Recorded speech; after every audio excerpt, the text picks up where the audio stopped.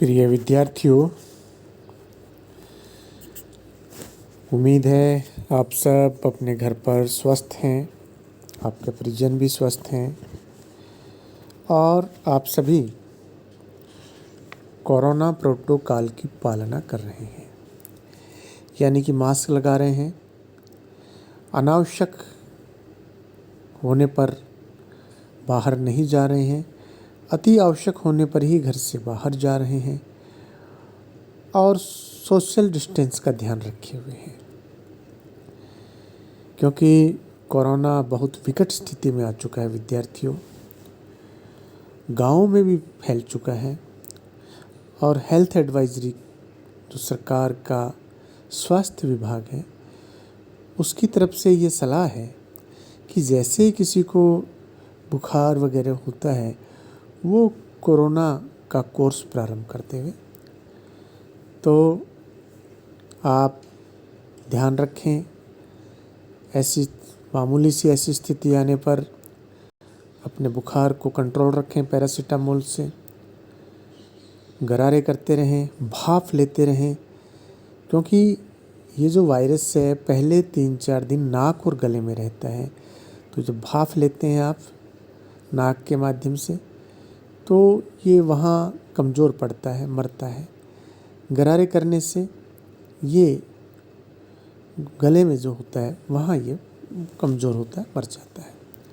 विद्यार्थियों, ध्यान रखें, अखबार पढ़ते रहें और ज़्यादा चिंतित भी ना हो, क्योंकि चिंता करने से हमारा जो इम्यूनिटी सिस्टम है वो कमज़ोर पड़ता है और आज इम्यूनिटी सिस्टम की बहुत आवश्यकता है, रोग प्रतिरोधक क्षमता की बहुत आवश्यकता है। तो मस्त रहें, हंसते रहें, हंसाते रहें और कोरोना गाइडलाइन की पालना करते रहें। विद्यार्थियों, आज का हमारा टॉपिक है संयुक्त राष्ट्र संघ, जो कि पहले एक व्याख्यान हो चुका है, आज दूसरा व्याख्यान हम कर रहे हैं। इससे पहले के व्याख्यान में हमने संयुक्त राष्ट्र संघ के जो प्रमुख अंग हैं, जिसमें साधारण सभा है, जनरल असेंबली जिसको कहते हैं, और उसके कार्य जो हैं वो हमने किए। फिर हमने परिषद के बारे में चर्चा की और आज हम करेंगे विद्यार्थियों परिषद के कार्य, यानी कि काउंसिल के कार्य।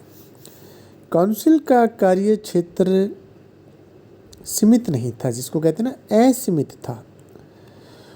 उसके प्रमुख कार्य थे, जैसे पहला, परिषद किसी भी ऐसे मामले पर विचार कर सकती थी जिससे विश्व शांति और सुरक्षा को खतरा पैदा होता हो, जिसको कहते हैं विद्यार्थियों संज्ञान लेना। तो ऐसे मामले में संज्ञान ले सकती थी और मीटिंग को कॉल कर सकती थी। दूसरा, महासचिव की नियुक्ति की पुष्टि करना और सचिवालय के अन्य अधिकारियों की नियुक्ति करना। तीसरा, निशस्त्रीकरण की योजनाएं तैयार करना, यानी कि दुनिया को शस्त्र विहीन, दुनिया के सभी देश शस्त्र विहीन हो, वो योजना तैयार करना और युद्ध के खतरों को टालना। चौथा है, संघ के नियमों के विरुद्ध कार्य करने वाले राष्ट्र देशों के विरुद्ध उचित कार्रवाई करना। पांचवा है, 2 राष्ट्रों के झगड़ों को शांतिपूर्ण ढंग से सुलझाने का प्रयास करना। छठा है, आक्रमण की कार्रवाई के समय संबंधित देशों को अपने कर्तव्य का पालन का निर्णय देना। सातवां है, आक्रमणकारी सदस्य के विरुद्ध सैनिक कार्रवाई का निर्णय लेना। आठवां है, सार तथा डांजिंग की जो शासन व्यवस्था है उसको संचालन करना। विद्यार्थियों, जब वर्साई की संधि हुई थी प्रथम विश्व युद्ध के बाद, तो कुछ ऐसे प्रदेश थे जिनका कंट्रोलिंग राष्ट्रसंघ को दे दिया गया था, तो उनमें सार और डांजिंग इनकी शासन व्यवस्था का संचालन करना। नौवां, मैंडेट पद्धति के अंतर्गत बड़े राज्यों के संरक्षण में रखे गए देशों के बारे में वार्षिक रिपोर्ट मंगवाना और उस पर विचार विमर्श करना। और अंतिम है विद्यार्थियों, सभा के सुझावों को कार्य रूप में परिणित करना, सभा के जो भी कार्य हैं। इसके अलावा अल्पसंख्यकों की सुरक्षा के लिए भी कार्य करना। इस प्रकार से ये काउंसिल के प्रमुख कार्य 11 कार्य। काउंसिल की प्रथम बैठक 6 जनवरी 1920 को एवं अंतिम बैठक 14 सितंबर को हुई थी। काउंसिल एवं असेंबली के सदस्यों ने के जो सदस्य राष्ट्र हैं उनको यह अवसर दिया कि वे अपनी समस्याओं का समाधान आपसी बातचीत के माध्यम से करें। इतिहासकार हवाई एलिस का कथन है कि विश्व शांति की दिशा में यह परिषद का एक उत्साहवर्धक कार्य था, जिससे यह स्पष्ट हो गया था कि अंतर्राष्ट्रीय विवादों का समाधान युद्ध के अतिरिक्त अन्य उपायों से भी किया जा सकता है। अब हम बात करते हैं सचिवालय व उसके कार्यों की। राष्ट्रसंघ के प्रशासकीय कार्य सचिवालय द्वारा होते थे। इसका हेड ऑफिस जिनेवा में था, जो कि स्विट्जरलैंड में है। राष्ट्रसंघ का प्रबंध, पत्र व्यवहार और व्यवस्था आदि सभी कार्य सचिवालय के माध्यम से होते थे। इसमें लगभग 60 यानी कि 60 ऑफिसर्स थे और 750 कर्मचारी कार्यरत थे, जिनकी नियुक्ति योग्यता के आधार पर महासचिव के द्वारा की जाती थी। सचिवालय का काम राष्ट्रसंघ प्रशासन की देखभाल करना था। सचिवालय का प्रधान अधिकारी महासचिव कहलाता था। इसकी नियुक्ति असेंबली की स्वीकृति से काउंसिल करती थी। महासचिव के कार्यों में सहयोग देने के लिए 2 उपसचिव और 2 सहायक सचिव होते थे। सचिवालय में 11 विभाग थे। प्रत्येक विभाग का एक निदेशक होता था। अब हम बात करते हैं सचिवालय के कार्यों की। सचिवालय के कार्य, पहला, असेंबली और काउंसिल के विचारणीय विषयों की सूची तैयार करना। दूसरा, असेंबली और काउंसिल की बैठकों की व्यवस्था करना और बैठक की कार्यवाही का विवरण भी रखना। और तीसरा कार्य था पत्र व्यवहार, संधियों का रिकॉर्ड रखना एवं किसी प्रकार के अन्य प्रशासनिक कार्य करना। ये सब सचिवालय के कार्य थे। अब हम बात करते हैं कुछ ऑटोनॉमस जो राष्ट्रसंघ के स्वायत्त अंग हैं उनकी। ये 2 हैं। पहला तो है अंतर्राष्ट्रीय न्यायालय। राष्ट्रसंघ की धारा 14 के अनुसार 1922 में हॉलैंड के हेग नामक नगर में यह अंतर्राष्ट्रीय न्यायालय स्थापित किया गया था। प्रारंभ में इस न्यायालय में 11 न्यायाधीश और 4 उप न्यायाधीश थे, परंतु कार्यभार बढ़ जाने के कारण न्यायाधीशों की संख्या 11 से बढ़ाकर 15 कर दी गई। न्यायाधीश जो है उनकी नियुक्ति 9 वर्ष के लिए की जाती थी। न्यायालय के अध्यक्ष और उपाध्यक्ष का चुनाव 3 वर्ष के लिए स्वयं न्यायाधीशों के द्वारा किया जाता था। न्यायालय फ्रेंच और अंग्रेजी भाषा में अपना काम करता था। इसमें किसी भी विषय पर निर्णय बहुमत से लिया जाता था। इसके कोरम की पूर्ति 9 न्यायालयों से हो जाती थी। इसका वार्षिक बजट $5 लाख था। इसके यदि हम कार्यों की बात करें तो अंतर्राष्ट्रीय झगड़ों को निपटाना, अंतर्राष्ट्रीय नियमों की अवहेलना करने वाले राष्ट्रों के विरुद्ध कार्रवाई करना, संविधान की व्याख्या करना, अंतर्राष्ट्रीय संधियों पर विचार करना, सभा और परिषद को परामर्श देना, और अंतिम है अंतर्राष्ट्रीय संधियों पर विचार करना तथा क्षतिपूर्ति की राशि निर्धारित करना। दूसरा जो स्वायत्त अंग है वो है अंतर्राष्ट्रीय मजदूर संघ। राष्ट्रसंघ की धारा 13 के अनुसार अंतर्राष्ट्रीय मजदूर संघ की स्थापना की गई, जिसका प्रमुख कार्य मजदूरों की दशा में स्थिति में सुधार लाने हेतु कार्य करना था, कदम उठाना था। संघ श्रम का प्रधान जो कार्यालय है मजदूर संघ का, ये था जिनेवा में। संसार के समस्त मजदूरों में समानता स्थापित करना, उनकी मांगों को पूरा करना इस संघ का प्रमुख कार्य था। ऐसा कोई भी राष्ट्र जो राष्ट्रसंघ का सदस्य नहीं था, इस संघ का सदस्य बन सकता था। एग्जाम्पल, जो संयुक्त राज्य अमेरिका है, यूएसए, यूनाइटेड स्टेट्स अमेरिका, राष्ट्रसंघ का सदस्य नहीं होते हुए भी अंतर्राष्ट्रीय मजदूर संघ का सदस्य था। अब है इस मजदूर संघ के विभाग। पहला है साधारण सम्मेलन। 3 विभाग थे।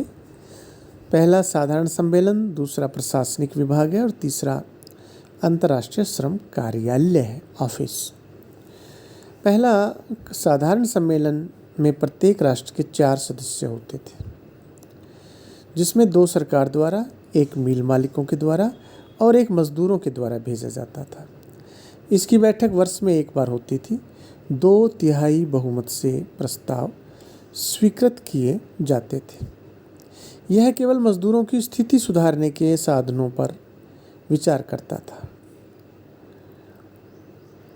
1939 में एक साधारण सम्मेलन में 133 प्रस्ताव पारित किए गए। इनके अनुसार मजदूरों से 1 सप्ताह में 48 घंटे से अधिक कार्य नहीं लिया जा सकता था, 48 आवर्स पर वीक। 14 वर्ष से कम आयु के बच्चों को कारखानों में काम करने पर प्रतिबंध लगाने का कार्य भी यहाँ से हुआ। महिला जो श्रमिक हैं, मजदूर हैं, उनकी सुविधा के लिए भी कई कानून बनाए गए। दूसरा जो इसका पार्ट है वो है प्रशासन विभाग। इस विभाग में 32 सदस्य होते थे। उनका निर्वाचन 3 वर्ष के लिए होता था। इनमें 8 मजदूरों के, 8 मिल मालिकों के और 16 विभिन्न राज्यों के प्रतिनिधि होते थे। इस सभा का मुख्य कार्य अंतर्राष्ट्रीय मजदूर संघ के निदेशक का निर्वाचन करना और उस पर नियंत्रण रखना था। अगला है अंतर्राष्ट्रीय श्रम कार्यालय। अंतर्राष्ट्रीय श्रम कार्यालय जिनेवा में स्थापित किया गया। इस कार्यालय का प्रधान कार्य, जो मुख्य कार्य है, श्रमिकों के कल्याण के संबंध में जो भी बातें हैं उनको एकत्रित करना, सामग्री। वह साधारण सम्मेलन की वार्षिक बैठकों के लिए विचारणीय विषयों की सूची तैयार करता था और श्रमिकों के लिए कल्याण का कार्य करने वाली संस्थाओं से संपर्क करता था। श्रमिक संबंधी बुलेटिन यानी कि जो भी रिपोर्ट्स हैं तथा रिपोर्टों का प्रकाशन भी इसी के द्वारा होता था। इस श्रम कार्यालय का एक अध्यक्ष होता था जो 350 विशेषज्ञों की नियुक्तियां करता था। ये विशेषज्ञ श्रमिकों के कल्याण की योजनाएं प्रस्तुत करते थे और उनको क्रियान्वित करने हेतु सिफारिश करते थे। इस संस्था ने श्रमिकों के कल्याण के लिए अनेक कार्य किए। अब हम बात करते हैं विद्यार्थियों मैंडेट सिस्टम यानी कि संरक्षण प्रथा की। मैंडेट सिस्टम यानी कि संरक्षण प्रथा। मैंडेट प्रथा को आदेश पद्धति, समादेश प्रथा या संरक्षण प्रथा आदि नामों से पुकारा जाता था। प्रथम विश्व युद्ध की समाप्ति, पहला विश्व युद्ध जो हुआ उसकी समाप्ति के पश्चात पेरिस शांति सम्मेलन की संधियों के अनुसार जर्मनी तथा टर्की के उपनिवेशों को राष्ट्रसंघ के अधीन कर दिया गया। राष्ट्रसंघ ने ब्रिटेन, फ्रांस, बेल्जियम और जापान आदि देशों को उपनिवेशों पर शासनाधिकार सौंपा, जिन्हें संरक्षक राज्य कहा गया। ये संरक्षक राज्य राष्ट्रसंघ के साथ किए गए समझौतों के अनुसार उनको सौंपे गए भूभागों का प्रबंध करते थे। इस प्रकार विजयी राष्ट्रों ने राष्ट्रसंघ के नाम पर इन उपनिवेशों का शासन करना प्रारंभ किया, क्योंकि राष्ट्रसंघ ने इन उपनिवेशों को मित्र राष्ट्रों के संरक्षण में छोड़ दिया था। संरक्षण राज्य अपने शासन प्रबंध की रिपोर्ट प्रतिवर्ष राष्ट्रसंघ को भेजते थे। संघ का स्थायी संरक्षण आयोग उन रिपोर्टों की जांच करता था, याचिकाएं सुनता था और परिषद को आवश्यक रिपोर्ट सिफारिश भेजता था। इस व्यवस्था को मैंडेट व्यवस्था कहा गया था और इसके तहत मैंडेट शासन में 14 क्षेत्र थे। इन क्षेत्रों को 3 भागों में विभाजित किया गया था। इसके बावजूद भी यह व्यवस्था साम्राज्यवाद का एक नवीन स्वरूप सिद्ध हुई।